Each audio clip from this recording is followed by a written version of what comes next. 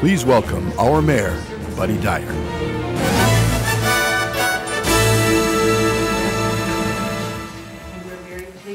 Good afternoon and welcome to the July 25th, 2011 Orlando City Council meeting. We will begin today's proceedings. There we go. Having lots of audio issues today.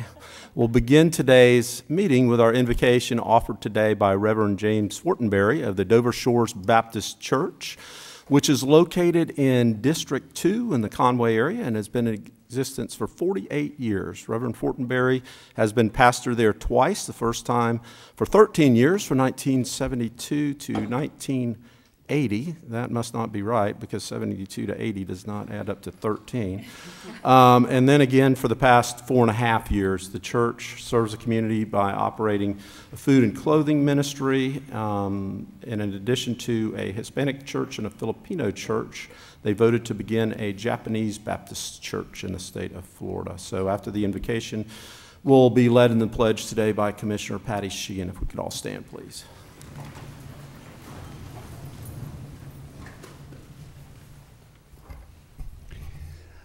Thank you, Mr. Mayor. Let's pray. Our dear Almighty God, today we come to you with thanksgiving. We thank you for the country we live in. We thank you for the people who sacrificed to give us this land.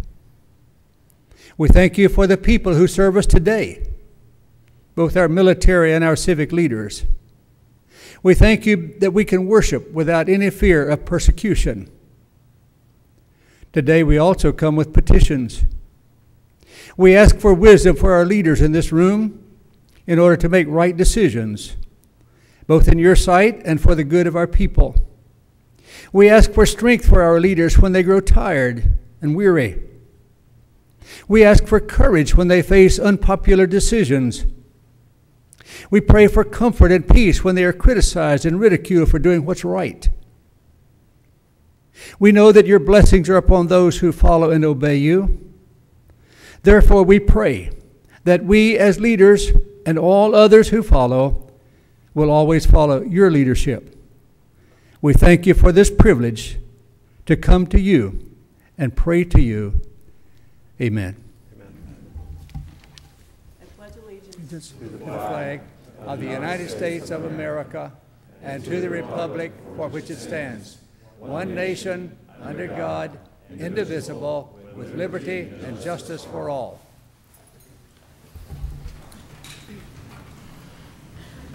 Go ahead and call the meeting to order. Madam Clerk, would you call the roll and make a determination of the quorum, please? Commissioner Diamond? Here. Commissioner Ortiz? Here. Commissioner Stewart? Here. Commissioner Sheehan? Here. Commissioner Lynham? Here. Commissioner Ings? Here. Mayor Dyer? Here. Mayor, you have a quorum. Thank you, Madam Clerk. Let's take up consideration of minutes from the July 11th workshop agenda review and city council meetings. So moved. Second. Motion by Commissioner Sheehan, second by Commissioner Ings. All in favor of the motion indicate so by saying aye. Aye. Those opposed, so the motion carries. All right, Reverend Fortenberry, the reason I wanted you to stay is that I understand that on August the 21st of this year, you will celebrate your 80th birthday. And I would have guessed 60th, but it says 80th here. And you will have completed 60 years of ministry and are going to retire on that. So today, Commissioner Ortiz made us aware of that, and I have a proclamation that I would like to read. Whereas James Fortenberry was born in Glendale, Arizona on August 21st, 1931, and his childhood was spent in Arkansas and Mississippi, and whereas University of Southern Mississippi and New Orleans Baptist Theological Seminary provided his higher education, and whereas he was pastor of churches in Mississippi and Plant City, Florida area before coming to Orlando in 1972 as pastor of the Dover Shores Baptist Church, and whereas in mid-1985, Dr. Fortenberry started his work as director of New Work Assistance in the Florida Baptist Convention in Jacksonville, and whereas after his retirement from the Florida Baptist Convention in June of 1995, Dr. Fortenberry returned to Orlando and became again the executive director of the Greater Orlando Baptist Association. And whereas after 4.5 years as pastor of Dover Shores Baptist Church, Dr. Fortenberry will retire for the second time on August 21st, 2011, on his 80th birthday, and will have completed 60 years in the ministry. And whereas we celebrate Dr. Reverend Fortenberry's retirement and birthday and thank him for serving his community for so many years, now therefore we, Buddy Dyer, Mayor of the City of Orlando, and Tony Ortiz, Commissioner District 2, hereby do proclaim Sunday, August 21st, 2011 as Dr. Reverend James Fortenberry Day in the City of Orlando.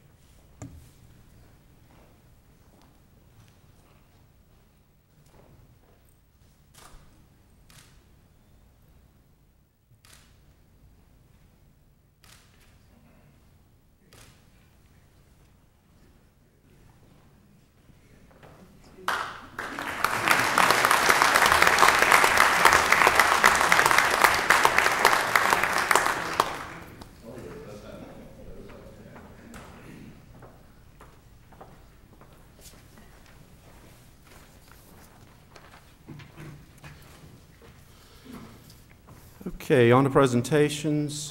Commissioner Ings, I believe you have the intro of our one presentation. Thank you, Mayor.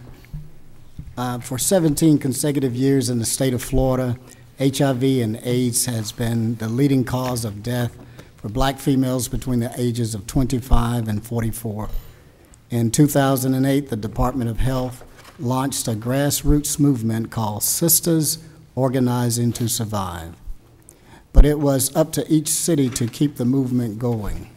Local women were charged with joining the fight against AIDS, empowering their peers to take control of their sexual health.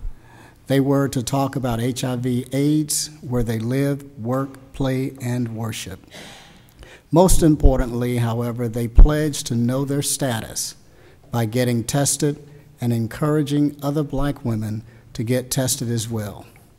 Today, we have here members of the SOS, Sisters Organizing to Survive, Local Action Committee. The chair is Linda Bailey. She is not here, but Karen Went is the co-chair. Also, we have some members, Retta Peoples, Vanessa Butler, April Coleman, and Sean Webb. So I would ask if y'all would come forward. And Mayor, Karen is going to say just a few words about the Sisters Organizing to Survive, and then if you would read the proclamation. Okay, welcome. Thank you. We're part of the Local Action Committee for Sisters Organizing to Survive, and we've been charged with finding ways, creative ways to bring women out, to not only learn about HIV/AIDS, but get tested. So we've had motorcycle rallies, we've had barbecues, we've had whatever we can do just to get the interest of the people to come out. And we've always had people behind us, but one person in particular we really wanted to recognize. And so on behalf of the Local Action Committee of Sisters Organizing to Survive, in the absence of our chairperson, Linda Bailey, we wanted to salute Commissioner Samuel B. Ings in recognition of your outstanding support, dedication, and commitment in the fight against the spread of HIV/AIDS amongst black women in Central Florida. We wanted to present you with this. Commissioner, why don't you go on down while I read the proc, and then I'll join you down there. Whereas since 1995, June 27th has been recognized as National HIV Testing Day, and on that day, people of all ages are encouraged to take the test and learn about their HIV status. And whereas National HIV Testing Day also offers an opportunity to raise further awareness in communities and across the world about the state of this global disease and the critical next steps that must be taken to halt its spread and find a cure. And whereas in Orange County, 1 in 87 non-Hispanic black females is living with a diagnosed case of HIV/AIDS.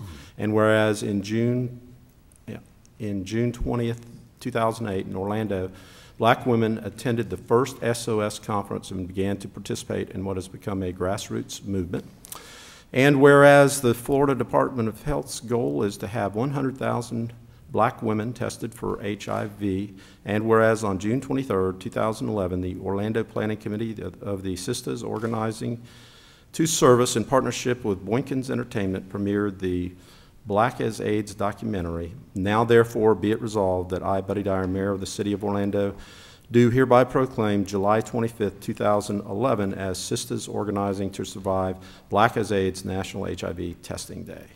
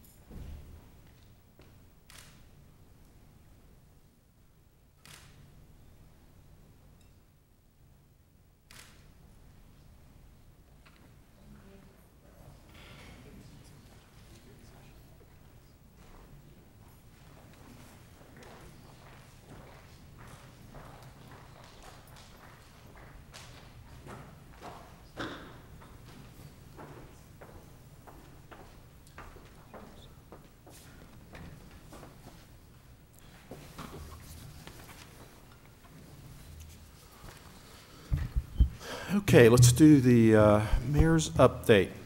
I want to recognize Boy Scout Troop number 49 with the Winter Park Ward of the Church of Jesus Christ of Latter-day Saints. They are here to earn their merit badge and the citizenship in the community. And I also want to recognize Assistant Scoutmaster Adam McKinnon, who's here with the troop. Would you guys all stand and be recognized, please?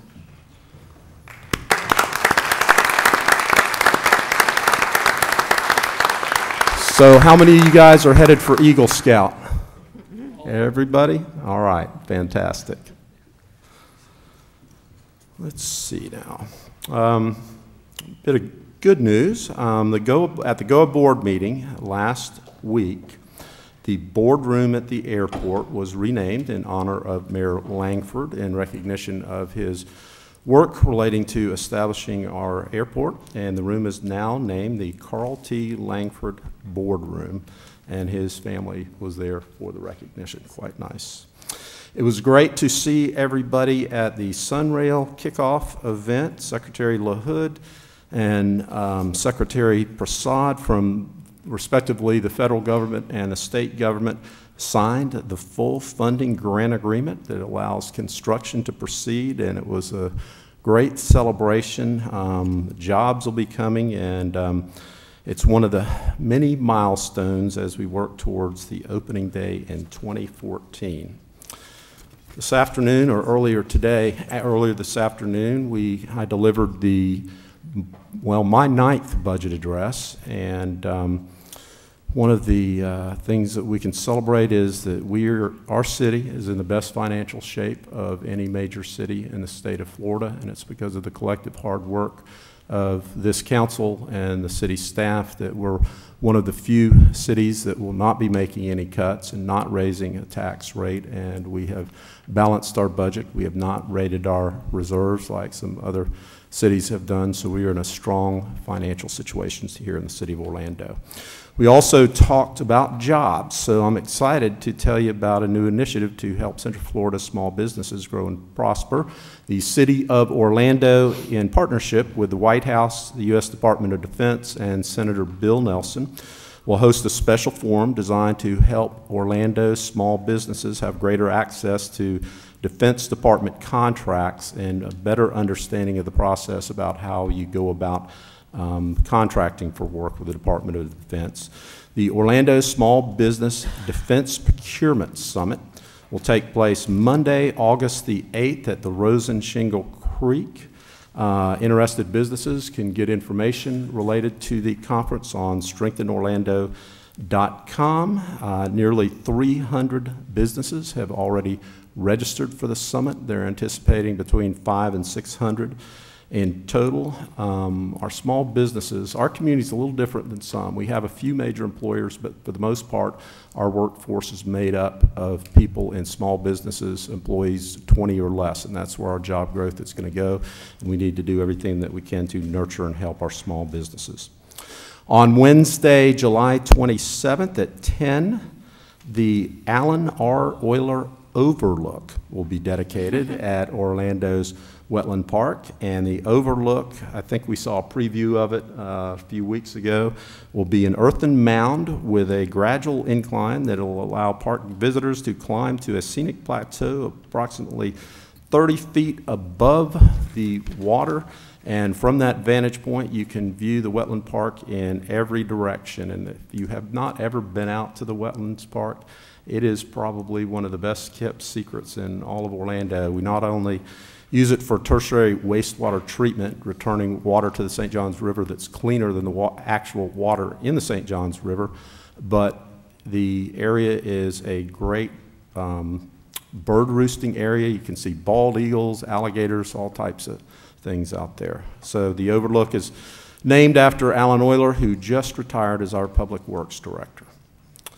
A couple things from the agenda. I want to recognize that we have members of the Vietnamese Task Force with us today who are here at the meeting in support of the city's monument policy, which is on the consent agenda. And the task force plans to construct a Vietnam War Memorial in Central Florida Veterans Memorial Park, and that will honor the U.S. soldiers and others who died for our freedom.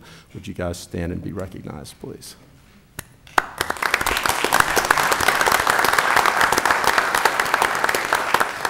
Thank you.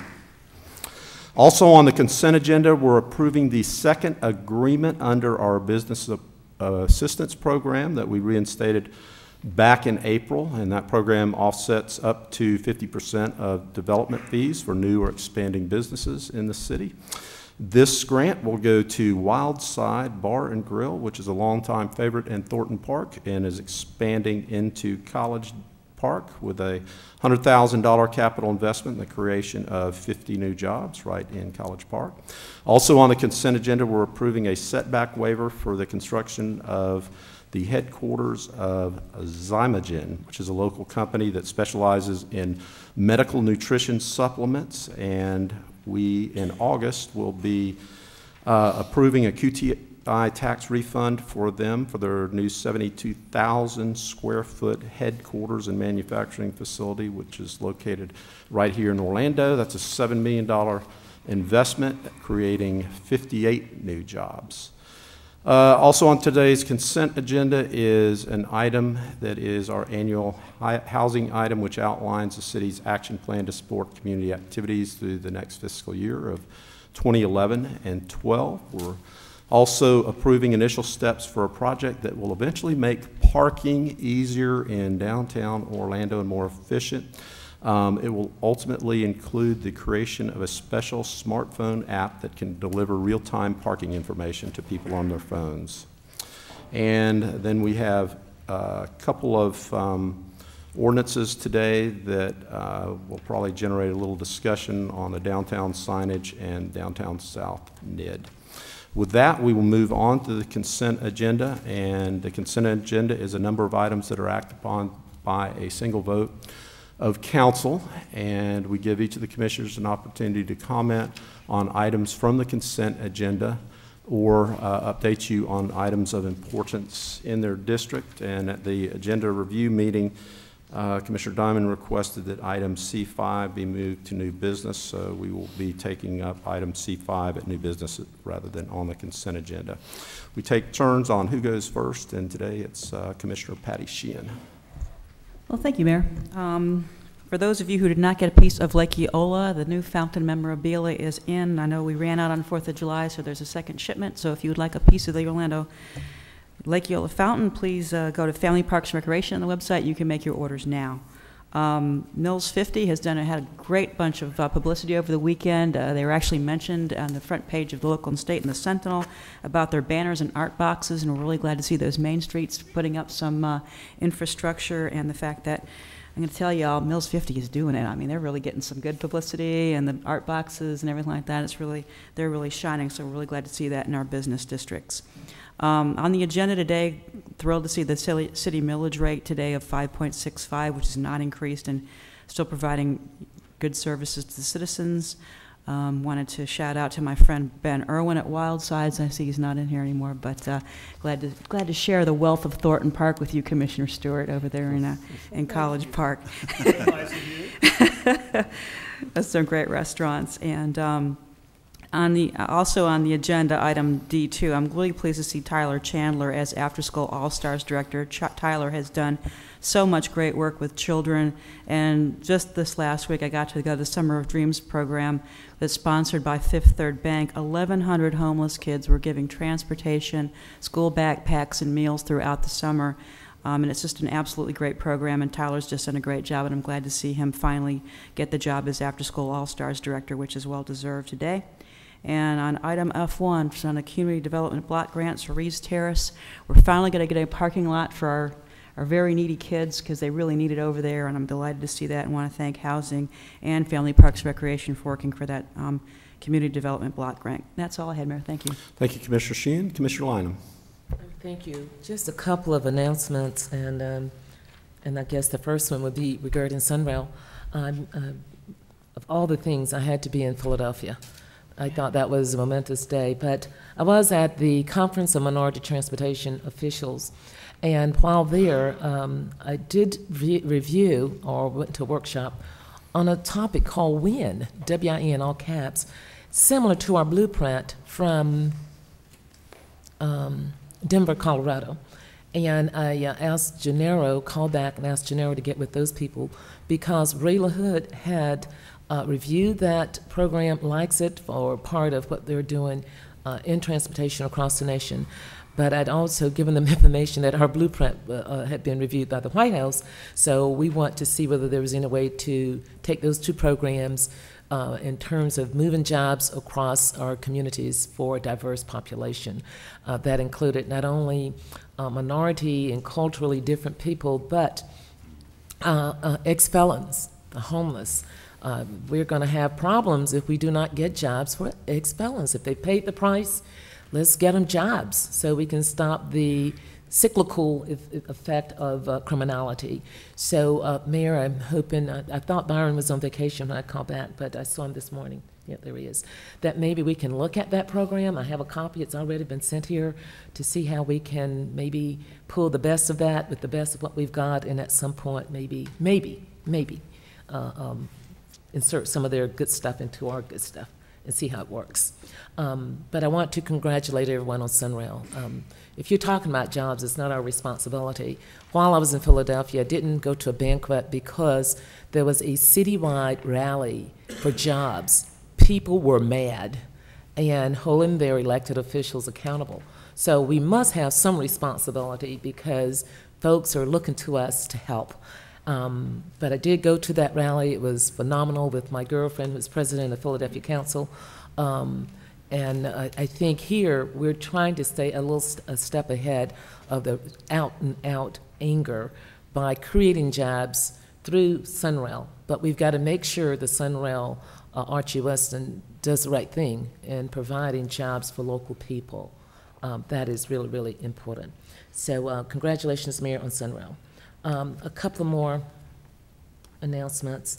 I talked to Kevin. Well, I got Kevin's email and I got your voicemail regarding some issues on City Council where there was some concern I had regarding minority participation. When we go item after item and not knowing how these jobs, how these firms are doing with their own participation. And when we say we have specific areas that we hire folks on contract and there are no minorities for them, I just find that just so unbelievable, particularly since we went to Atlanta to get a firm to hire which I'm going to vote no on because I checked with Atlanta. They don't even do business with them, so I have problems voting on that company, and I believe that's B6. We had other choices in Florida, and I don't know why we want to go to Atlanta. Now for a couple of agenda items. I really want to say a special thanks to the staff that worked on A3, the memorials and monuments. I think you dissected that down to a great place where it's clear the authority and the emphasis we've put on it to clarify for the public and for council. I just thought all the concerns that each of the commissioners I met with had, their point of view was realized in the final cut. So thank you very much. And I said a no vote on B6 because I'm just not voting on anyone from Atlanta. On G2, I have a grave concern, and I think Kevin mentioned this, I'm not sure. Maybe the company is not sold. This is the second or third time we would have voted on Nordorsey, and that company I thought was already sold. And I think Kevin was saying that it is a process of being sold. And if it's not an MWBE and it's being sold, I don't want to vote on a company that isn't. And when I voted on them early on, when we were looking at this, it was under that premise. I'm only voting yes for G2 because Not Engineering is a minority firm that's on there. And I just think when we start moving these companies, legally, if that's the correct thing to do, is keep them in the cut as a woman-owned business, so be it. But if it's not, I think we shouldn't. This company shouldn't even be on the agenda, in my opinion. And saying that, coming through PCL, I'm wondering what is PCL's role now? They're spending as much money. We're paying them as much money as they were supposed to save. It's not a cost savings. I think at a time when we were having some problems, this was done. I wish that we would reconsider this notion with PCL, and I think if it's never too late, we can just save $2 million and cut them out of the picture, because they're too bringing this company forward, and I have real serious concerns about it. Let me see on the next one. And the agenda item, I think, is H1 regarding the drug program.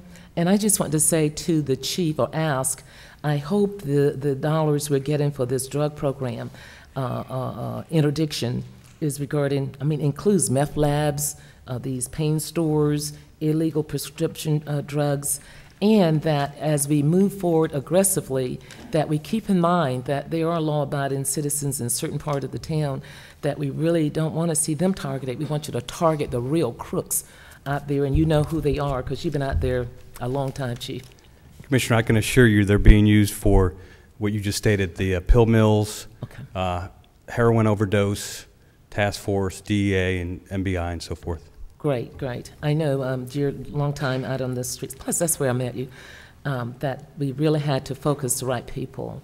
So I think that was it because Kevin gave me, I think the others, Mayor, my other concerns come under the ordinances, and we'll deal with that on signage. Okay. Thank you. We will move on to Commissioner Ings. Thank you, Mayor. I'll start with the agenda, item B1, approving the proposed FY 2011 and 2012 budget with the millage rate at 5.6500. I just want to again say thank you to Rebecca Sutton and Ray Elwell for your presentation this morning. It was a great presentation concerning the city's budget, and also Rebecca for introducing the budget team, those others that are behind the scene that are working just as hard. And so I'd like to say thank you for your great work concerning the proposed budget, and also no tax increases and no layoffs. So this is a great relief for the city, and we're obviously moving forward continually. And then also item C1 in support of the setback waiver granted by the Crown Point Commerce Park Owners Association. And I'd like to really emphasize them because they really looked out for the growth and the vision that Zymogen is going to bring to our city, and specifically within District 6 with their expansion. And we're talking about 58 new jobs. And this is a great opportunity for us, and I know this would do well within our city. And then, of course, item C5, approving the amendment to the developer agreement regarding Lake Nona. I'd like to say that this is a great opportunity. We know that times have been hard, but Lake Nona has not been sitting still. And that's what I really want to appreciate with them and what they've been trying to accomplish and our effort of working with them. I think it's pulled to new business. That was pulled to new business? That is on new business. Okay. Yeah. Well, I said my comments earlier then. Same again. You're first in, Commissioner. And then item F1, the City of Orlando Housing and Community Development Department. Thank you for the great work that you're doing, Leila Allen and Paulette Allen, and also all the members of the Housing and Community Development. You're doing so many great things throughout the city and other counties as well. Thank you again for the great work that you're doing in this effort. This past week, July 21st through the 22nd, I was in Washington, D.C. for the 2011 Neighborhood Revitalization Conference. And this was in preparation for the Promised Neighborhood Grant that's being sought after by the Family Parks and Recreation Department. Brenda March was the appointed leader of the group. Lisa Early and Rodney Williams basically kind of sanctioned us along with some other community leaders to attend. There were 4 other community leaders that attended this conference. And State Representative Geraldine Thompson was also on hand for this conference. And the conference was presented by the United Neighborhood Centers of America, who was at this time celebrating their centennial celebration of 100 years from 1911 to 2011. This was a great conference. We all learned a lot, and we all attended different sessions, which kind of helped us to really garner some information to bring back, Mayor, so that we can really make application for this Promised Neighborhood. And I think this is going to be a great program. I just hope that we're able to be successful. Either way, we got some ideas to kind of work on some other things as well. So thank you, Lisa, for your support, and Rodney Williams, and also Brenda March. And then for August the 5th, Friday, at Shingle Creek Golf and Country Club, 9939 Universal Boulevard in Orlando, Florida. The shotgun starts at 8 a.m., and this is the celebrity, Red Tie Celebrity Golf Tournament extravaganza that will be held there. And this is in support of different programs and projects that I do and sponsor within District 6. Mark McEwen is going to be our luncheon speaker, and he's formerly with CBS News Early Show and also the local Channel 6 News, WKMG. But Mark is going to be there to give us an inspirational piece. We're going to have some NBA legends. Nick Anderson, Bo Outlaw is going to be on hand.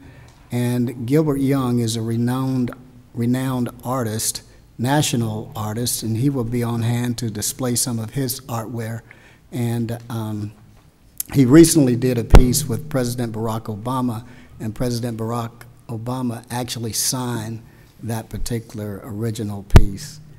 Brad Brewer would be there, PGA professional, and Brad will also be filming many of the golfers that are coming through, their swings, their putts, and then we're going to put them on a DVD and hand them to the different players so that they can have that and take that with them.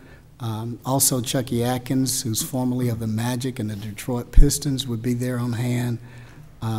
Courtney Lee, formerly of the Magic, and now with NBA Houston Rockets, he will be on hand. And of course, we're going to have some of our political folks too. Mayor Dyer is going to be on hand, as well as Commissioner Patty Sheehan. And thank you all so much. And Chief Rooney, we're looking for you to be there. our CAO, Byron Brooks. Frank Billingsley is going to be there to take care of all of our celebrities and help us out. So we're looking for a great time. And Mayor and the rest of the golfers, you can win a Mercedes-Benz with the hole-in-one prize. So Mercedes-Benz of South Orlando is going to be giving that away. And we have sponsors of Universal, Orlando, SeaWorld, Coca-Cola, BJ Wholesale, Cox Media, Nephron Pharmaceuticals, iDrive Improvement District, Mears, and Draft Lounge. Draft is going to be hosting our pairing party that's going to be happening that Thursday, August the 4th, at 6 p.m. until about 9 p.m. It's going to be right there at Church and Huey, so all are welcome to come out and really be involved. And I know we're going to have a great time because it is for the kids, and that's all I have, Mayor. Thank you, Commissioner. Sounds like quite an event. Commissioner Diamond. Thank you, Mayor. I'd like to know more about that Mercedes for the hole-in-one. That's all you got to do is think a hole-in-one, right? That's right. Okay. That's right. I hope at our next council meeting we can hear about somebody doing that. I'd like to express a couple of thank yous and then talk about some other things. First of all, I'd like to thank all the staff that helped out with their response during the recent storms. I appreciate their dedication and working with citizens and in some cases going above and beyond the call of duty, so thank you for that. Also, from time to time, I'll get calls from homeowners about people digging in their yards or what actually the right-of-way near their yards and the concerns they sometimes have about that when utility companies or others do that.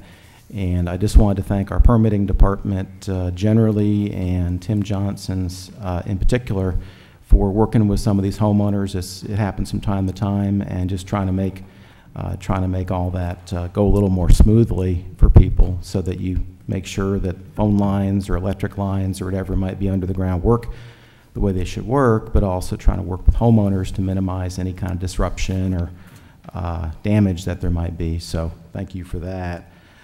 Mayor, thanks for letting us know about the honor for Mayor Langford. I think that's a great idea, and I was very glad to hear about that. I attended his service, I guess it was a week and a half or 2 weeks ago, and I enjoyed it, and I know a lot of people were there, and we got to learn more about him and also more just about the history of Orlando, and I thought it was a very nice service and very fitting for Mayor Langford. I'd also like to mention, for those who are following it, the city's redistricting committee is really gearing up now, having a number of meetings, and I would encourage citizens, not just from District 1, but everybody, to look at the city website and try to attend at least one of the meetings. There will be meetings in each one of the current city commission districts. There will be some pretty significant changes, and I hope citizens can go there and get involved and have a chance to voice their opinions about the plans that will be coming up. And I think it's great that there will be meetings in each of the districts, so it's more convenient for ordinary citizens to go after work. And I would encourage people to go and be part of that. Looking around the room today, I see a lot of folks from the Orange Avenue, Michigan area today. And they're all here, I think, for what will probably be final approval of the Downtown South Neighborhood Improvement District, which is coming up later. I think the area around Orange Avenue in Michigan and then on the west side of Orange has seen some really good things happen. I hope that'll continue, and I think creating the new Neighborhood Improvement District will be one more way and one more tool that can be used to help see good things happen in the area. So that'll be a little bit later on in the meeting. Speaking of the South Orange Avenue, Michigan area, one of the great businesses in that area happens to be the Chick-fil-A restaurant on South Orange Avenue in the Publix Plaza. And I don't know if they heard about some of my, excuse me, some of my prior work experience. In high school, I worked at a Burger Chef restaurant, and I know it's been a while since I've been there, but I remember how to make a Top Chef or a Super Chef sandwich and some of the other great things that Burger Chef produced. But in any event, Chick-fil-A has asked me to work there on Thursday. I'll be working at the drive-through window, and they have offered up a portion of the proceeds to benefit Delaney Park Little League. So I will be, so if you do happen to drive through there Thursday morning and you've got complaints about the service or anything else, talk to Commissioner Ortiz. You know, because it has been a long time since I've been involved in that, since I've worked in the fast food business. But I will be there, and it's part of a week-long program they're doing to benefit local charities and nonprofit organizations by having what they call their celebrity work at the drive-through window, I guess, for the week. So I will be there, and hope people can say hello. Anyway, Mayor, that's all I have. Thank you. Thank you. Commissioner Ortiz. Thank you, Mayor. I will be there Thursday morning. All right. Yep, I'm coming over. I have one of those specialty fillets. On July 12th, the Orlando International Airport officially welcomed the first Avianca flight from Bogota, Colombia to Orlando. My congratulations to the Greater Orlando Aviation Authority. And welcome to Avianca. That means more tourism, more jobs, so we're moving forward. And of course, thank you to the commissioners and the mayor and the staff, because by doing what we're doing at the city, we have gained the eye of the world, so everybody wants to be part of Orlando. That's good for us. That means revenues, that means better jobs, so it's a good team effort. I want to congratulate Mr. Cesar Calvet, who is the chairman of the board, Mr. Phil Brown, the executive director, and Ms. Vicky Jaramillo, who is the marketing director. I call her the architect because she's been working with these airlines for a long, long time. Thank you so much for all the District 2 Neighborhood Leaders Council members who attended our July 14th meeting. Special thanks to Ms. Marianne Gurney and Mr. Steve Olson from FDOT, and Mr. Devon, let me see if I pronounce this right, Barber, is that right? Barber, okay. For their great presentation. You clear up a lot of questions, and people were very excited to learn about the CRA, how that works, the impact that it has on the different things that we're doing in the city. So thank you so much for what you did. I attended the Cimarron Business Partnership meeting last week, and I would like to welcome, of course, the Greater Orlando Aviation Authority is becoming part of the Cimarron Business Partnership. So, and the Ana Jimenez University also. So congratulations to them, and congratulations to our Cimarron Business Partnership. It's growing fast and furiously, and is joining forces with the other Market Street programs that we have in the city. They're learning a lot. We have a great, great leader. His name is Juan Triana. He's the president. He's doing an awesome job creating partnerships all over the place. We also had as a visitor Sheriff Demings, who was raised in the Cimarron corridor, unbeknown to me. But my sincere gratitude once again to Mr. Juan Triana and the board members for the Cimarron Business Partnership for the great job for everything they're doing. On item D2, I want to congratulate Mr. Tyler Chandler. I also have, I had a great experience seeing him work in our district, especially with Jackson Middle School, and this guy's doing a great job. So he is well deserved of that position, and well, what can I say? Congratulations to him and to the team, because they all make a great team. I'm happy to approve item B1. Once again, millage rate at 5.65. It's great for our city.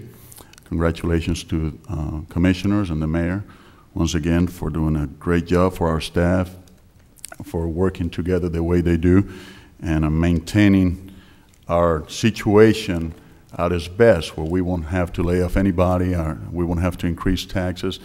And we ought to be proud, because in the midst of this economic chaos that we're suffering around the nation, being a city that is moving forward with jobs, trying to bring in new industries, it's something to be very proud of. And we owe this to our citizens too, because of your support. So thank you. Congratulations, Mayor and Council, once again, for the kickoff of this on rail. Once again, it goes to the same thing. We keep creating these great opportunities. People keep looking at us, and everybody wants to be part of Central Florida. Downtown South, the NID, congratulations. I'm looking forward for this to become a reality, because the Cimarron Business Partnership is going to be the second one to follow. So, and Commissioner Lanham, you raised a good question that I would like to have an answer from our staff. It has to do with item G2. You ask if it is a minority certified company or not. Do anybody has the answer to that?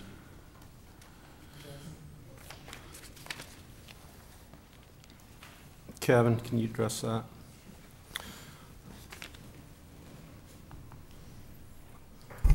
Mayor, Council, how are you today?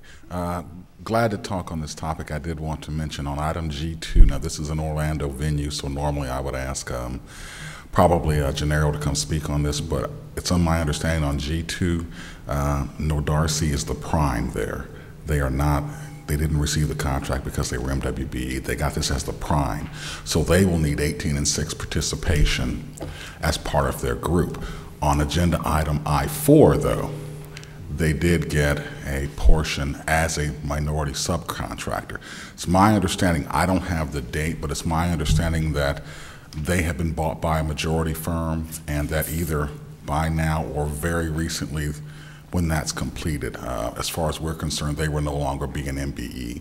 So the prime who was using them on this particular contract will no longer be able to use them. But it's my understanding on G2, they're the prime firm, so they have to have 18-6 under them. Okay. Thank you. Thank you, Kevin. Appreciate I it. will check that and get to you later, though. All right. That's all I have, Mayor. Thank you. Thank you, Commissioner, and we'll move on to Commissioner Stewart. Thank you, Mayor. Let me express my personal thanks to you and to our staff on how we honored the life of Carl Langford. It was a wonderful celebration of his life, and I appreciate you taking that leadership personally, and I know the family appreciate it too. So thank you very much for doing that, Mayor. I think it meant a lot to them. It meant a lot to our city to not forget some of those people who have been done so much for our city. Let me cover a couple of things briefly from the agenda. Congratulations to Wildside Bar and Grill. We appreciate them joining the College Park community. Thank you, Commissioner Sheehan, for letting them out of Thornton Park. I appreciate that. But we're excited about them being there, and they've already had a pretty good impact just in the short time that they've been open. Congratulations to Tyler Chandler. I appreciate the work that he has done. That's an important part of our outreach to children in this community, and I appreciate that work too. Thank you to the Vietnamese American group, the work that y'all will do. I appreciate that. That's going to be an important part of the legacy that you leave with our community, so thank you very much for that as well. Now on to some other items. Thank you for Florida Hospital. Some of the things that may have been overlooked a little bit with the Sunrail announcement was Florida Hospital also announced a 90,000 square foot building as one of the anchor buildings for the new station at Sunrail at Florida Hospital. And so we've seen already, just even before we've made our first groundbreaking of our first location, we've already seen the impact of that just on one location in District 3. Mayor, thank you for your leadership on that. And I think that we'll see that as we look back 20 years from now, that we've made a significant impact on our community by making this and by sticking together and making this happen. John Young Extension is getting ready to happen. We've talked about this for several years up here. We had a public meeting a couple of weeks ago where we talked a little bit about the public, got the public input. Effectively, they're going to extend John Young Parkway to connect to Forest City Road. So you'll be able to kind of just, I guess the word is the flyover. You'll be able to do a flyover on Orange Blossom Trail. It was a good meeting. We had a lot of good input over there, and they've taken some good suggestions. Appreciate the Public Works, and Rick, thank you for your staff for being there and doing such a great analysis of the meeting. So thank you very much for that. Ivanhoe Village is holding another Mayhem Street Party coming up on Friday, July 29th. You get a chance to come on over, check out their Facebook page, and you can get to them through my Facebook page as well. The Target Family Theater Festival has begun. It goes from the 22nd, I think, through this week. And it's going to be over at Lock Haven. It's Orlando Repertory Theater does that. It's a great opportunity to bring your family over, get a chance to enjoy some performing arts. So please get a chance to come take part of that. Lou Gardens on Friday, August 5th is showing the movie Twilight, so all you Twilight fans can come over and enjoy an evening over at Lou Gardens and get a chance to see the gardens, come out a little bit earlier and get a chance to walk around, another great amenity of our community. And then before our next meeting, we will have we'll have already celebrated National Night Out on August 2nd. So I appreciate the work that we've done. District 3 has got 15 parties already scheduled, and so it looks like it's going to be another busy evening for all of us. Let me also make a special announcement not included, is that many months ago, I had a chance to work with then Commissioner Bill Siegel about doing a sidewalk extension between Lee Middle School and Edgewater High School. It was a commitment he made 18 months ago, and we are finally, Orange County is finally beginning construction on that literally this week as we speak. So those who are listening, that's an Orange County project. We have been complimentary to working with them as best we can. If you got any questions, contact my office. I'll be glad to get you to the right contact over there at Orange County. So, and in light of the last thing, we will, by the time we meet again, I will have had a chance to go and spend my 35th wedding anniversary with Ann Stewart, my wife. And so it's when you haven't reached a milestone of 35 years, I'm going to take the opportunity to congratulate my wife on spending 35 years with me. She is, any woman who will spend 35 minutes with me is probably worth a great deal more, but I'm honored to just include her as part of our family, because she's just become so important to everybody in our family, and it's just really been neat to do that. So I'm losing words here, but regardless of that, later on I'll be stopping by Chick-fil-A and stopping to see Phil Diamond. So thank you, Mayor. Thank you, Commissioner, and congratulations. What's the actual date? August 6th. August the 6th. All right. Is there a motion to approve the consent agenda? So moved. Motion by Commissioner Lineham, second by Commissioner Ortiz. All in favor of the motion indicate so by saying aye. Aye. Those opposed, so the motion carries. Okay, for all of you that were here for a consent agenda item, it passed.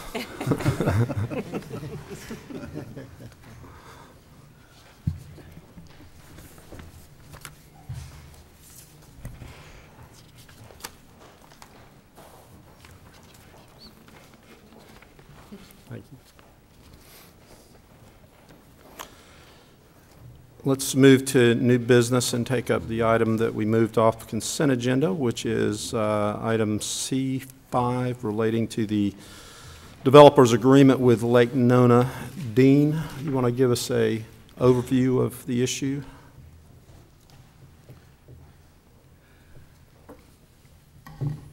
Good afternoon, Mayor, Commissioners. By way of background, the city and Lake Nona entered into a developer's agreement regarding Lake Nona back in August 6th of 2007. That agreement established, amongst other things, dates for 2 road segments to be completed, and also that certain park facilities be completed by Lake Nona. These dates for completion were in turn based on estimates at that time of residential development that was expected to be occurring in the Lake Nona South area.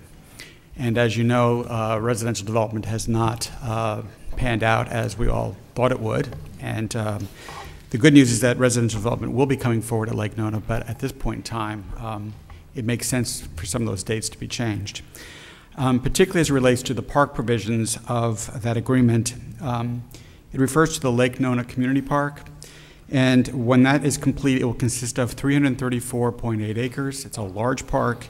It will make it the City of Orlando's largest community-level park. The only one that comes even close is Bill Frederick Park at Turkey Lake, and this new park will be twice the size of that park. Because of its size, the park has been divided into 3 phases. Phase 1 will consist of 54.3 acres of active fields with 4 baseball fields, 2 multi-purpose fields, tennis, basketball, sand volleyball courts, a tot lot, and picnic pavilions. So it's going to be a substantial park. Phases 2 and 3 of the park will be more passive, consisting of 140 acres each of paved and unpaved trails, lakes, and primary conservation area. The proposed amendment to the agreement extends the deadlines for each phase of the park in order to reflect the realities of the real estate market today, particularly as it relates to residential development. Quite simply, there are no residential units in close proximity to the park site at the present time, nor is there full road access, although I could say that the infrastructure is being constructed as we speak, and one of those road segments is under construction. Based on the projected residential growth in Lake Nona's Laureate Park neighborhood that we've been reviewing for the last few months, we believe the development of the park using the timeline presented by Lake Nona and as part of this development agreement amendment makes sense. It should also be noted, according to the terms of the agreement, once Lake Nona builds phase 1 of the park and turns it over to the city, we will be responsible for the maintenance costs. So deferring the park project makes sense from a fiscal perspective as well, as it will give FPR time to reappropriate budget monies to cover the cost for that, those restoration and maintenance costs that will inevitably be in place once the park is actually open to the public. So we believe that the residential development when it does come, will generate tax revenues, and those revenues in turn will provide sources for the maintenance of that park. But until such time as those rooftops are there, it would make sense to move back the time frame for the park. Okay, is there a motion to put this before us? So moved. Motion by Commissioner Lineham, second by Commissioner Sheehan. All right, Commissioner Diamond, you asked this to be moved off of consent agenda. Did you have a comment? I do, Mayor. Thank you. Well, first of all, I want to thank Dean for that overview. I think it really is a good description of what we're going to have there someday. And I think it will be probably the nicest park, or one of the nicest parks, not just in the city of Orlando, but really in the region. We did this agreement 3 years ago, and I'm sorry, 4 years ago, back in 2007. And there was a 4-year time deadline to get the first phase of the park done, and that 4 years runs out next week. So I think it's appropriate to be talking about this, but I think a couple things ought to be put on the table. Number one, the part of the park that was supposed to be done is the park with the ball fields, the active recreation. And like Dean said, that is the part that the city would ultimately have to maintain. 2 other phases of the park, the passive phases of the park, would have been done sometime in the future. Dean is absolutely correct about the fact that you can't get to the part that the ball fields are supposed to be on just yet. There's no access, and that also happens to be the most expensive part of the park to construct. The 2 other pieces, one is a passive part that's actually right next to the Burnham Institute. The other one, excuse me, is right next to the Veterans Hospital, and you can get to these phases. These are not as expensive as the active ball fields, and these are not parts that would have to be maintained by the city. You know, I think Dean's absolutely right about the residential development down there. It's not been happening, but by the same token, I think over the past 2 or 3 years, we have all been amazed at the amount of other development there, whether it's the Burnham Institute, the UCF Medical School, or some of the things that are coming like Nemours, or probably the biggest one of all, the Veterans Administration Hospital. The Veterans Hospital and Nemours are going to be open within a year. So, you know, even though it's true that there aren't any houses there yet in that particular part of Lake Nona, there's plenty of commercial development or institutional development like those things, and we will have thousands of people working there. So I think we need to have some sort of park facilities down there. This is not something new. This is something the planning department has said. This is something that the community has said. We need facilities down there, and you know, these have been in the plans for some time. I understand the situation that the developer's faced with, but by the same token, I am well aware of the constant demand for parks in that area, whether it's from visitors, whether it's from residents, whether it's some folks that work there. And I think it's time to start, because under this amendment, the active park that Dean described, which would have ball fields, wouldn't get built for 3 years. The passive parks with the trails, or even a Lake Eola style phase park, aren't going to get built for 6 years. And if you drive down to that area, you'll see there are no City of Orlando parks in the Lake Nona development. There is only one City of Orlando park in the entire southeast sector, south of the 528. That park's about 7 miles from the site we're talking about. And just to give that some context, that would be like telling somebody in Metro West they'd have to go up to College Park or Baldwin Park if they wanted to get to a city park. And I just think that's too far. As far as the cost estimates I have heard would be millions of dollars if we were to ask Lake Nona to build the active park with the ball fields. On the other hand, the cost estimates I've heard for the passive park would be much less. I've heard numbers from Lake Nona ranging from $250,000 to $400,000, and I think that's much more reasonable, and I think that's something that makes more sense given the actual situation on the ground down there. I have to say the city has invested, as has Lake Nona, as has a number of other governments and other people, tremendous amounts of money in the area. I think park facilities will help attract businesses and residents to the area. I think it's an investment. I think it'll create jobs. I think it's something good for the community, and I think it's something that we should ask to be done.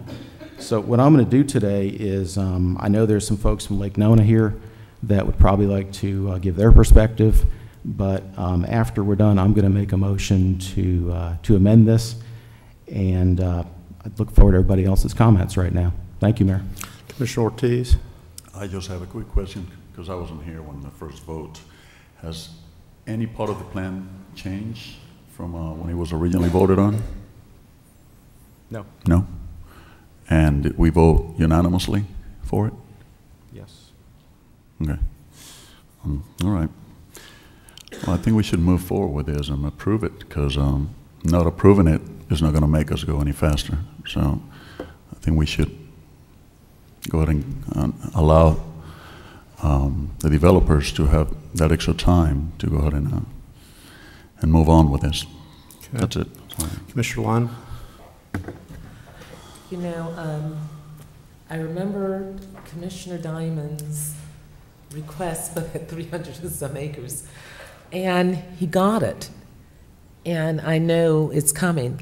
My only concern is there are 2 or 3 other projects out there that we cannot do because of the economy.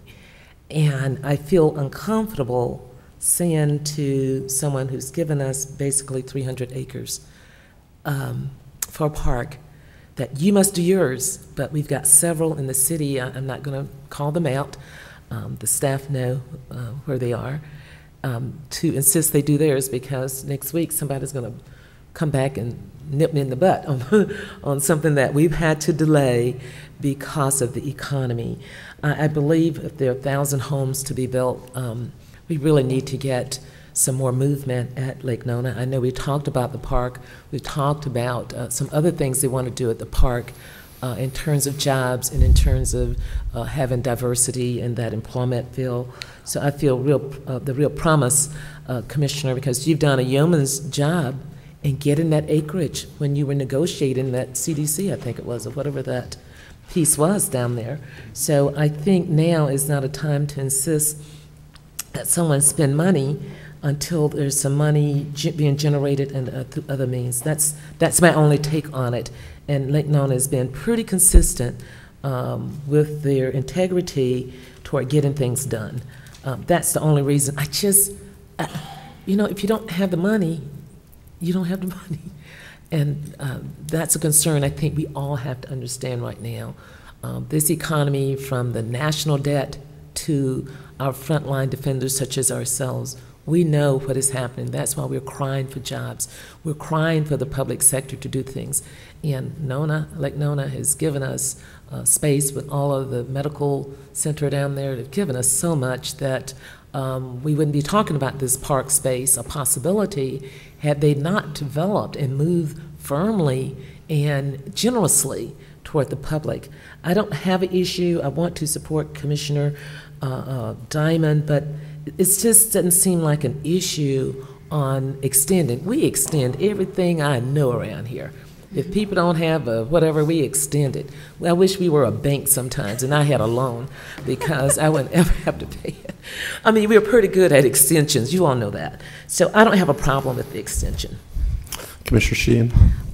My concern is this being adjacent to office and commercial uses, there's going to be no eyes on it at night, and residential uses do have more eyes on parks, and I know that at Langford Park, when we cut the hours and took staff out of the park, we started having crime problems almost immediately. You have to have eyes on these parks in order for them to be safe and everything like that, and it's just going to be a constant security problem for Lake Nona until they got the rooftops on it. I've seen it even in a very populated area, so, and I've also seen it in Area C where we've had to chase people out of there until the park's actually open. So I just think that it doesn't make sense to, well, putting the parks in once there's rooftops in makes a lot more sense.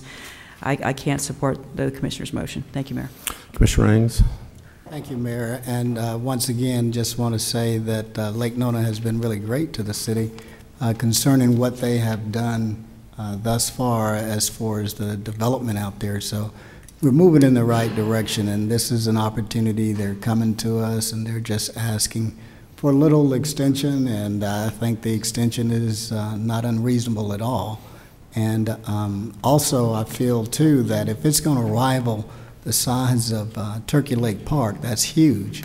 And we're going to need 2 park keepers out there to live on site, which actually watches after the park once the park closed.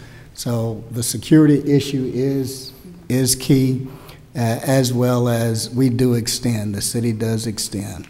So, Commissioner,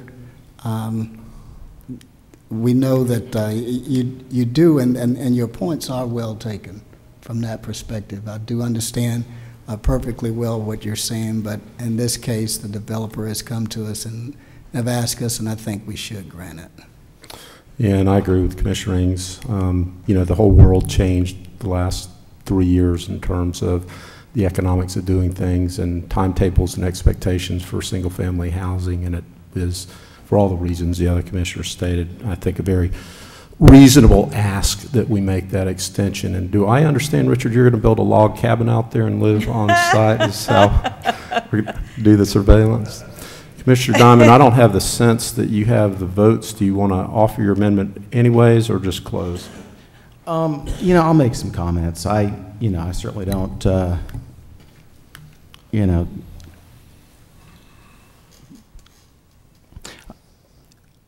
I think a couple of comments ought to be made. First of all, I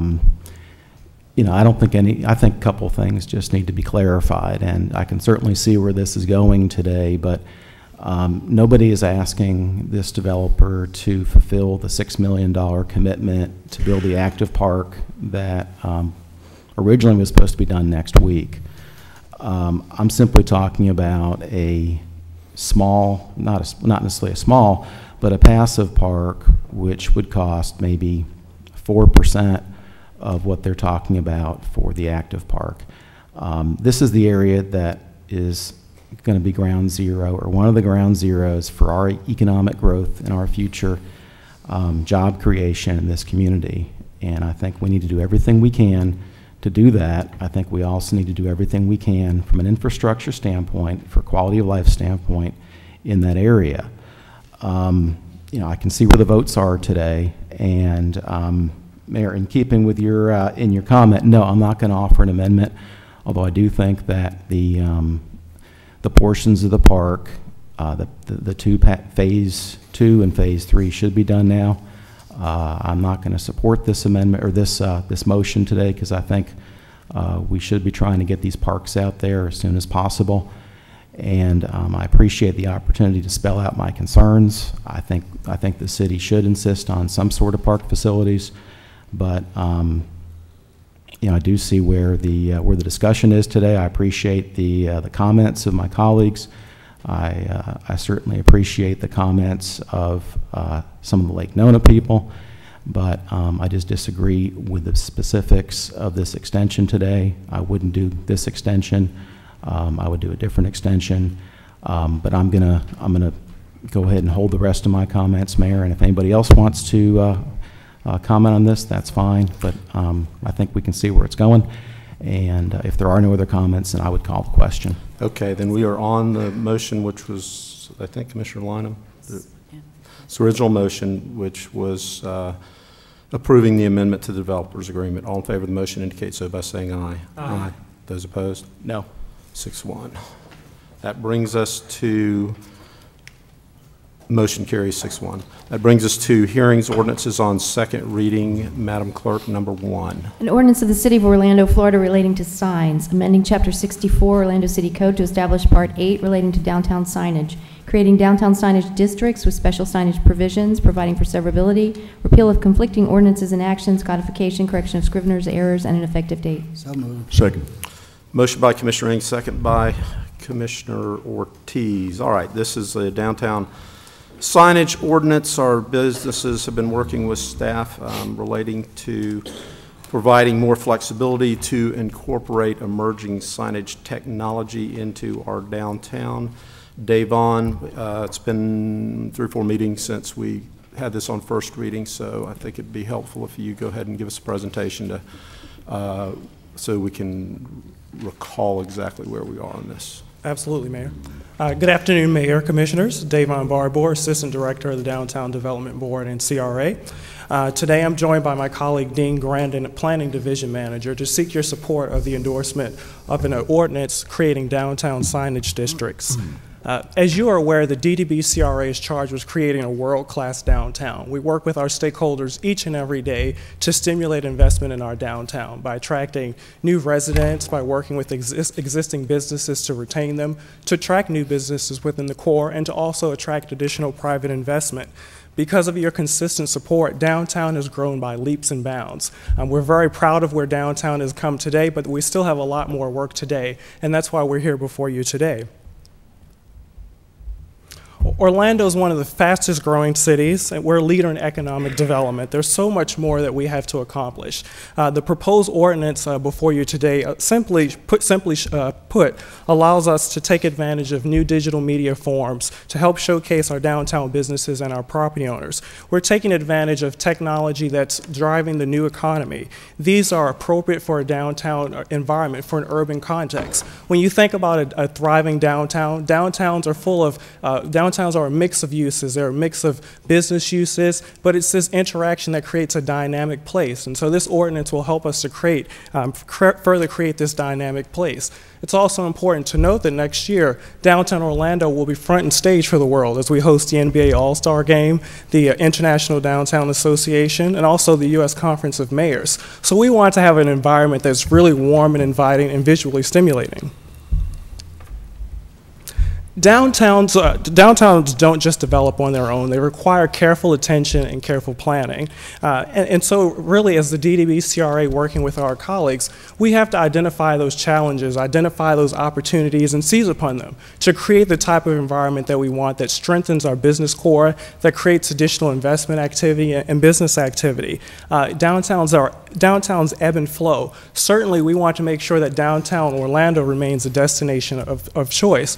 Within the regional context, downtown Orlando can complement some of the existing entertainment destinations, such as City Walk, downtown Disney. We also like to have, again, just as you see some of the images on the screen there, these are just images of some existing downtowns across the country where there's really an exciting destination, whether it be Los Angeles, LA Live, and Baltimore, Power Plant Live. We want to make sure that we have signage, again, that takes advantage of the new technology and digital media form that really is driving the economy. As contemplated within the ordinance, there are actually 4 distinct sub-districts that would be created. The downtown core, Midtown, Creative Village, and Uptown. Before you, you have an illustration of what those 4 sub-districts are. Just to the south, the downtown core, essentially that's the area which is Jefferson Street down to City Core. This is where really the most intensive uses are located. As you move north, Midtown, this is where the courthouse is located, the Links Central Station, and also the courthouse. Creative Village, which is a significant economic development project for our downtown that will diversify the Central Florida economy. And finally, Uptown. This is a business core where we're seeing tremendous growth over the year, where new investment and new development projects are coming through the pipeline. This is a historical rendering of the Church Street Station complex that was done several years ago. Just imagine, you can really remember just a time when there were millions of tourists in downtown Orlando at Church Street. And just take a step back and imagine if this complex had been built out with the signage. Even today, we have visitors that come into downtown that remember what Church Street Station used to be like before. Downtown is a place of mixed uses. It's an exciting place. We want our downtown to be hip and exciting. We want to make sure that our businesses, that our property owners can take advantage of all the tools that would allow them to compete in this global economy. The Creative Village, you all know, with all of your support today, this is another significant project that really harnesses the power of the digital media industry. This slide was taken directly from the Creative Village Concept Team report. As you can see there, circled, one of the points was the Creative Village was meant to be a technology showcase, inside and outside. And so embracing digital media and technology, it's the way of the future. It's really driving our economy. And so we want to make sure that downtown is economically competitive and that it continues to grow.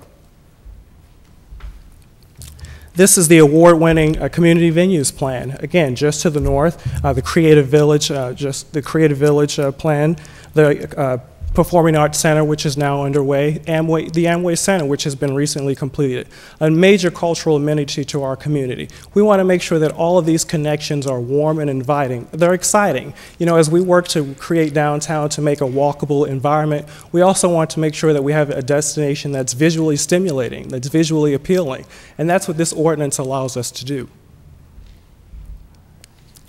One key point I think it's very important to highlight is that the ordinance before you is reinforced by the 2003 Downtown Strategic Transition Team report that was authored by a number of downtown stakeholders, property owners, business leaders, all who came together to say, what can we do to move downtown forward?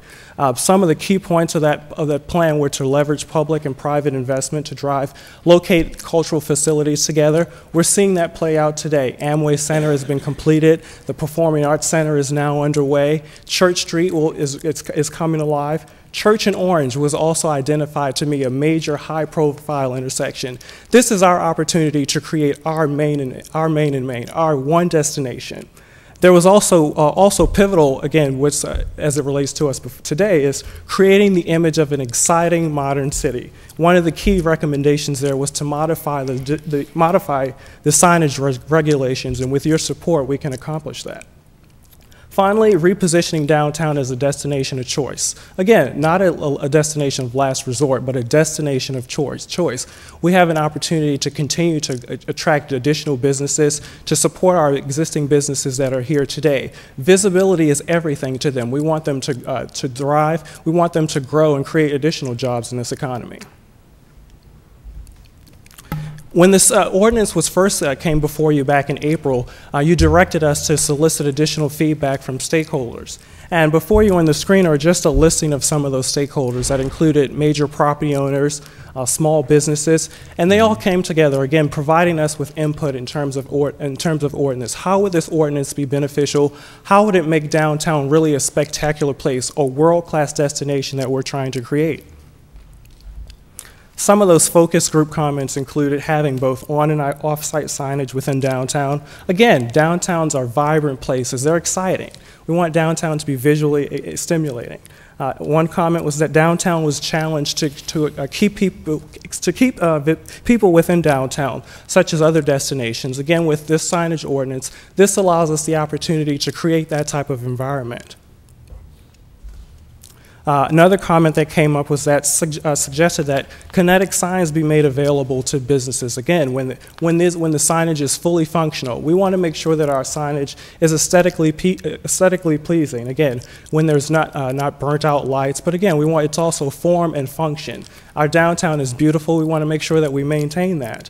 Additionally, one comment that came back was increasing the size of the televisions.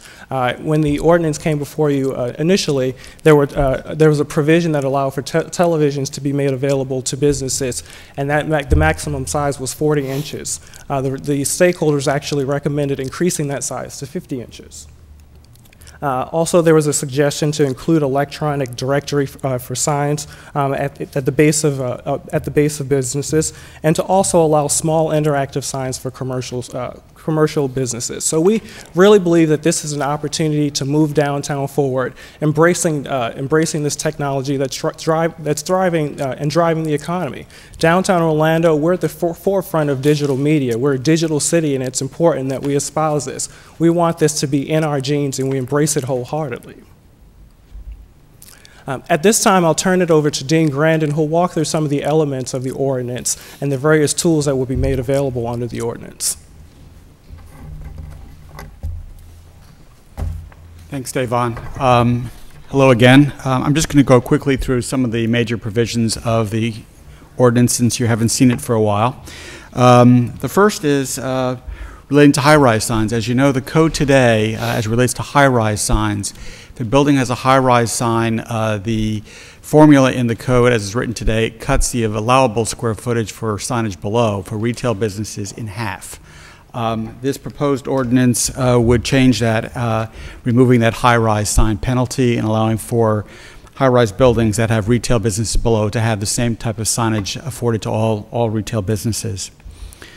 There are also a whole host of new sign types being proposed in this ordinance. GOBOs, and I'll go through all these very quickly.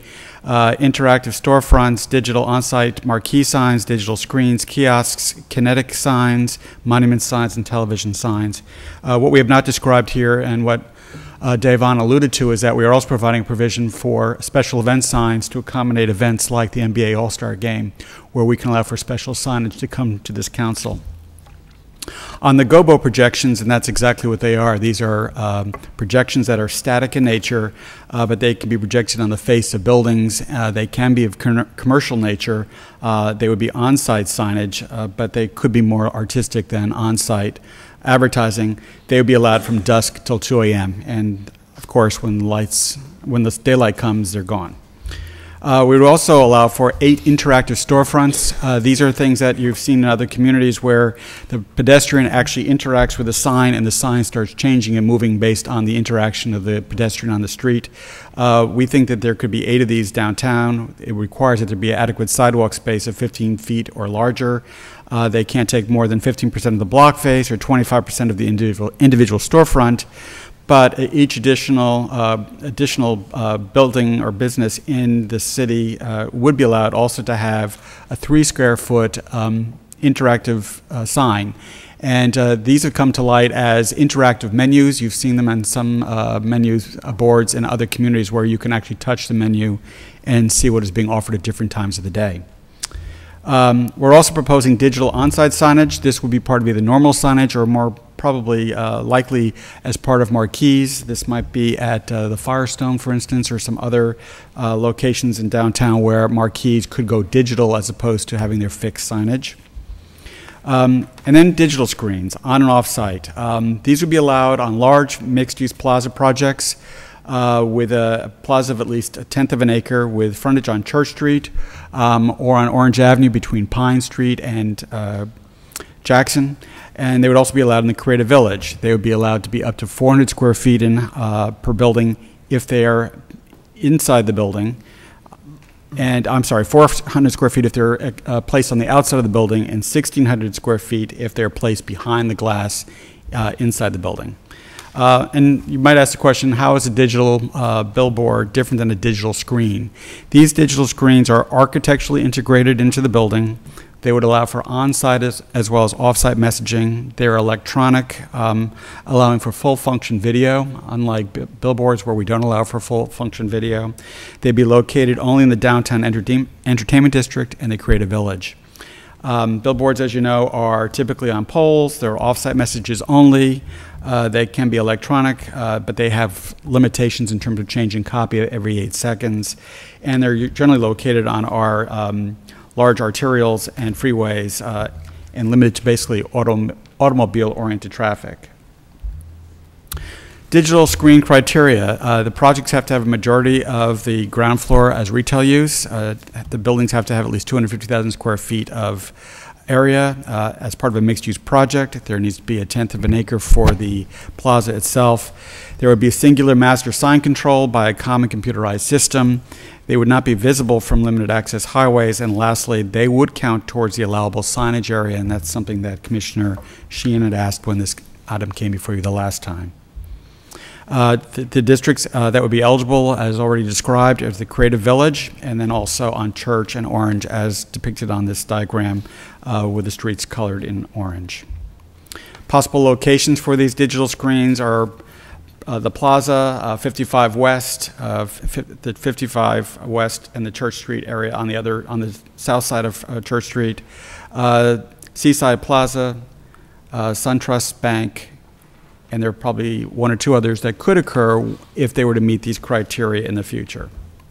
This is the area for the downtown core, Creative Village. This whole area would be eligible for those digital screens as well.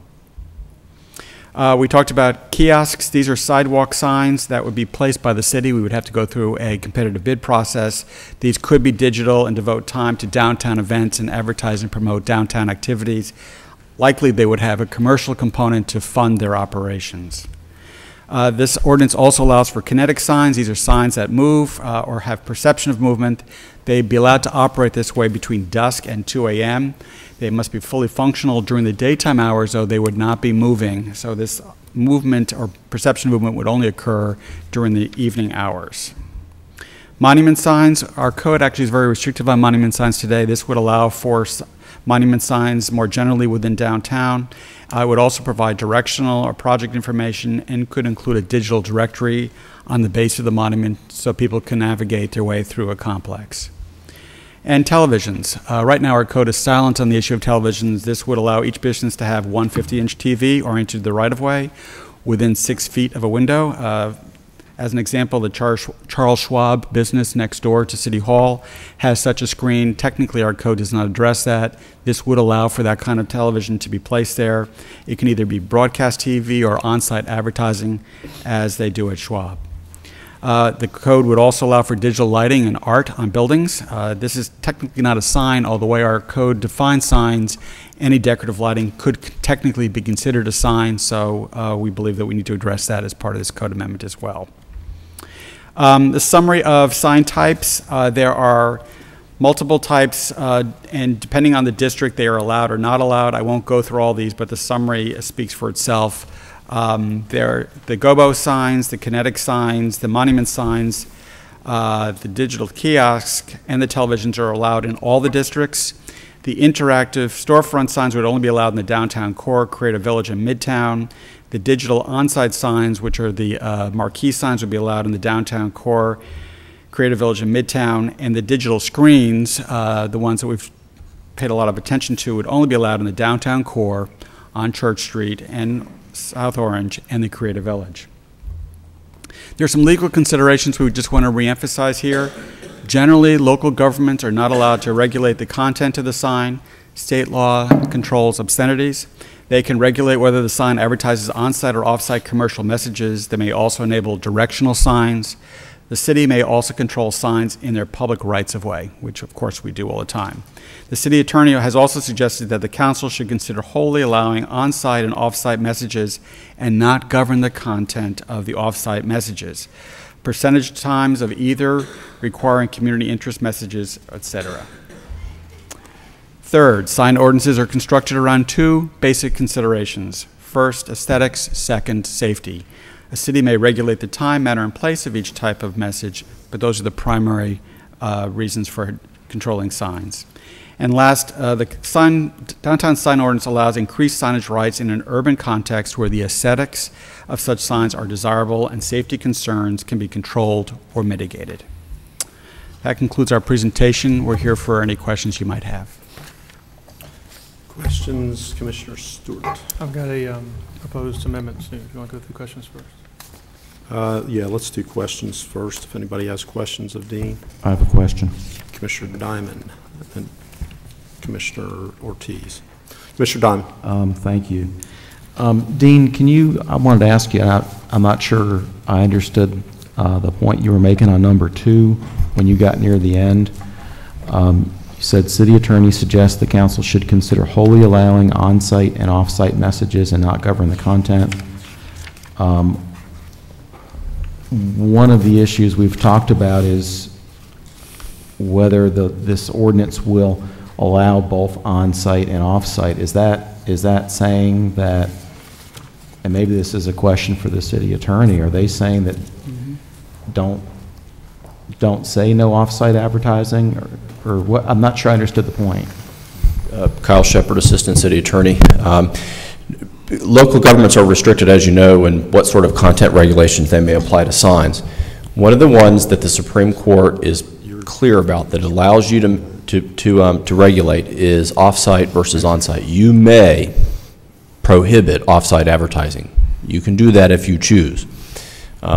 The point of that slide was to point out that while you can completely allow off-site or completely not allow off-site, what you shouldn't get into is regulating the percentage of time for particular kinds of messages. Okay. And we just wanted to let you know, and I think we sent out a memo a couple months ago on this. There was a suggestion from somewhere that you might require folks in exchange for allowing off-site advertising to set aside a particular portion of that time for a particular kind of message, say promoting some public service announcement or something. That you may not do, okay? But what you may do is say no off-site advertising at all, or you may allow off-site advertising. That is up to you. Okay, and then I guess the follow-up on the whole off-site advertising, and we talked about it before, is if you have off-site advertising, the city no longer has the right to regulate it or control issues as far as safety, driver safety, and that kind of thing, or once you say off-site, clarify what I'm saying. Sure. Yeah. Once you say off-site is okay, you have to be hands-off as far as the content. Okay. Now, what you can do is you can say that the particular method of showing that message can be regulated, such as no flashing, no rotating, no video, that kind of stuff. So the manner by which you display that message is open for your regulation, and we have placed some controls in this ordinance. For example, we have said no rotating, flashing, and that kind of stuff. But when it comes to on-site, off-site, you have to turn the switch on or off. It can't be sort of in between. You can say off-site okay or off-site not okay. Okay. All right. Thanks. Commissioner Ortiz? I just had a quick question. We will have public announcements, aren't we, on those signage? If whoever owns that sign wants to show. I mean, what I should say is that we will be allowed to. That's, I guess. Oh, sure. Yes, sir. Yes, sir. It sounded like You can put one on City Hall. I know. No, I mean, if we sure can deal with whoever is the owner of whoever controls that sign, and we sure. should If you want to pay for time, or whoever owns the sign wants to place something up there that's in the public interest, that's great. But when the government gets into mandating it, you can run afoul of the First Amendment very quickly, because that would be a content restriction. I understand. Thank you. All right, Commissioner Stewart, you recognized. Did you want to offer an amendment? I would, Commissioner, Mayor. I have struggled with this from the very beginning, and I think I'm struggling, like many of us are, struggling with the content. And it's taken me a great deal of time to kind of begin to understand and articulate kind of where I am. I believe that we ought to take our sign ordinance and we ought to upgrade that sign ordinance to make the maximum in terms of technology. Where I have an issue is the issue of content. Because I think a sign is a sign and has been a sign for thousands of years.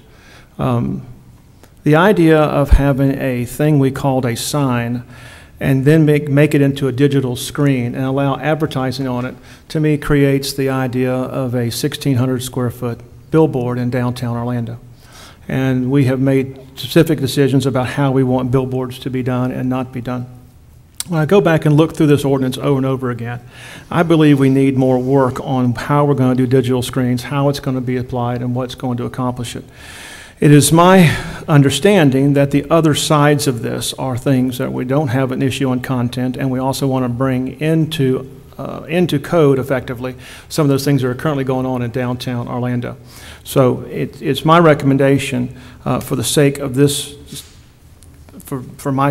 as I look at this, is I would like to make a motion that we omit Section H, called digital screens, from this ordinance and ask that our staff bring that back in a way that allows us to discuss that as a sign and not a billboard in disguise. So with that, I'd like to make a recommendation that we omit Section H of this billboard, of this ordinance, and then allow everything else to stand as is. Is that a motion? That's a motion, yeah. Second. Okay, Commissioner Stewart has moved that we delete Section H, and it has been seconded by Commissioner Diamond. Questions or comments, discussion on the amendment, Commissioner Sheehan? Well, my whole thing, through this entire discussion has been my concern of taste and have something looking attractive, and I have no other problems with any of the other things that are proposed in terms of monument signs, projections, and interactive media, because I really feel that those all provide a public benefit. The digital screens, I'm concerned, can become a public detriment. And I know we've had lots of discussion about on-site and off-site and different things like that, but I'm going to support it just because I'm not quite there with the digital screens. I'm not, I have a level of discomfort with them still. And so if we could have more time to kind of, I know we've been talking about it for months, but I still don't think it's good. I've seen some pictures that Tim Baker actually brought in of some really beautiful architectural buildings from, in Europe, and they have these horrible screens on them, and it's like, why would you take this gorgeous building and put this ugly screen on the top of it? It totally detracts from the architecture of this beautiful building. It's like I thought we were trying to do superior design as opposed to something like this. So, like I say, I was only going to vote for this because I thought I had to have the garbage with the other good stuff. But if we can take it out, I think that would be, a good thing, and try to refine it somewhat more. Commissioner Lynham? We just thought we've been at this for so many months that whatever issues we had would be resolved, particularly since there are safeguards through our Art Advisory Council or other people going to see these applications many times if they come in for unusual things. I'm not going to support that amendment. I think we've got a whole packet here. It makes sense. We've been at it a long time, and to regulate anymore right now makes no sense. Commissioner Ings? Thank you, Mayor.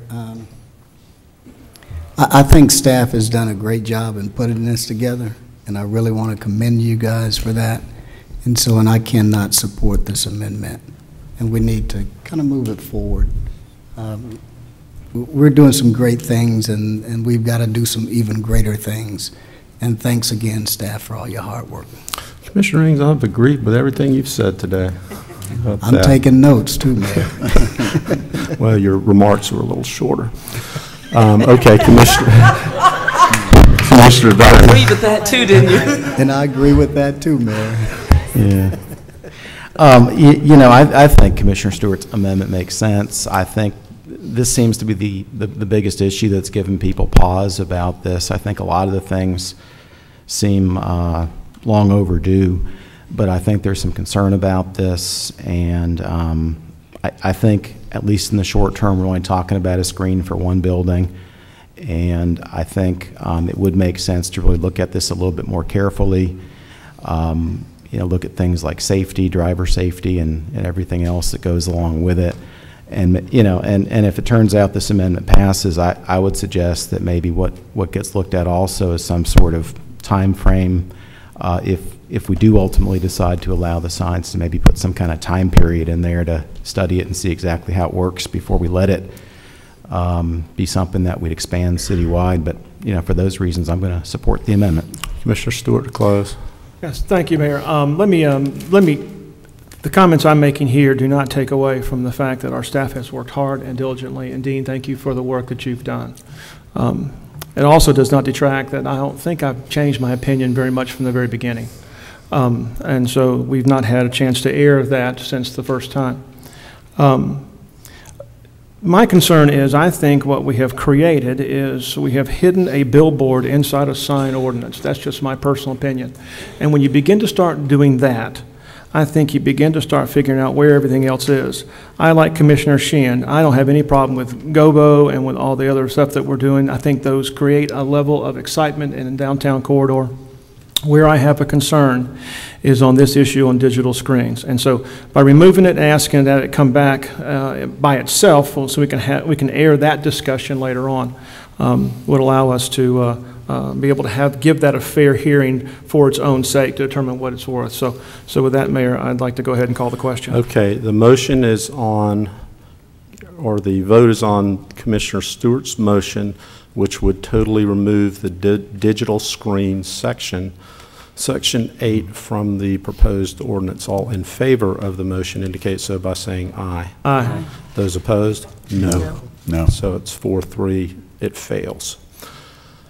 Okay, this is a hearing, so is there anyone from the public that would like to testify on this matter? Hearing none. Okay, now we're back on the main ordinance. All in favor of, I don't remember who originally made the motion, but it's before us. Does Commissioner Diamond have another amendment?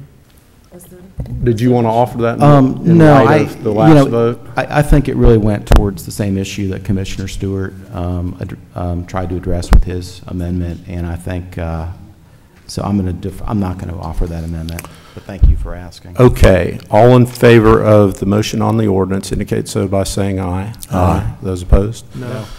So the motion carries 5-2. That brings us to the NID ordinance. Madam Clerk, could you read the second ordinance on second reading?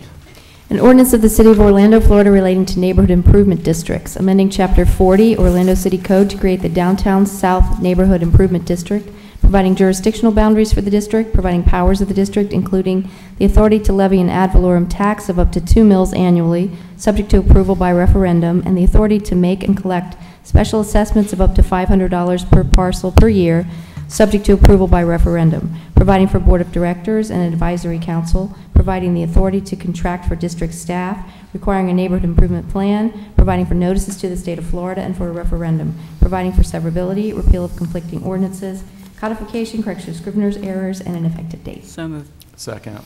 Motion by Commissioner Sheehan, second by Commissioner Diamond. Commissioner Diamond, I believe you have an amendment that everybody has pretty much agreed to, right? I do, and like they say, the third time's the charm, so we'll tee it up. I think everybody's gotten it. It's all about just making sure that you've got a good base of representation on the advisory board, so there'll be somebody from Orlando Health, the industrial owners on the west side of Orange Avenue, and the retail community located alongside Orange Avenue. And with that, I would like to move the amendment. Okay. Motion by Commissioner Diamond, second by Commissioner Lynham. I was made aware that interested parties in this ordinance are supportive of this motion, or at least not against it. Okay. All right. All in favor of discussion? Hearing none, all in favor of the motion indicate so by saying aye. Aye. Those opposed, motion carries. Now we are on the ordinance as amended. Is there anyone from the public that would like to testify on this matter? Discussion among commissioners. Hearing none, all in favor of the motion indicate so by saying aye. Aye. Those opposed, motion carries unanimously. Ordinance's first read, Madam Clerk. An ordinance of the City of Orlando, Florida, rezoning certain land generally located north of Conroy Road, east of Turkey Lake, south of Arnold Palmer Drive, and west of South Kirkman Road, and comprised of approximately 34.6 acres from R3B/RP in part and C in part to Planned Development District, providing conditions of the PD zoning district, directing amendment of the official zoning map, providing for severability, correction of scrivener's errors, and an effective date. So moved. Second. Motion by Commissioner Ing, second by Commissioner Ortiz. Is there anyone from the public like to testify on this matter? Discussion among commissioners. Hearing none, all in favor of the motion indicate so by saying aye. Aye. Those opposed, motion carries. Number 2, Madam Clerk. An ordinance amending Chapter 64 City Code signs by amending Section 64.271 to revise the criteria for routine maintenance of billboards, by amending Section 64.273 to revise the standards for determining the normal life of a billboard, by amending Section 64.311 to revise the criteria for calculating the replacement cost of a billboard, by repealing Section 64.272, removal of existing billboard signs through 7-year amortization, providing for severability, correction of scrivener's errors, and an effective date. So moved. Motion by pretty much everybody. Motion by Commissioner Lynham. She said it the loudest, I think, and second by Commissioner Ortiz. Is there anyone from the public that wants to testify on this matter?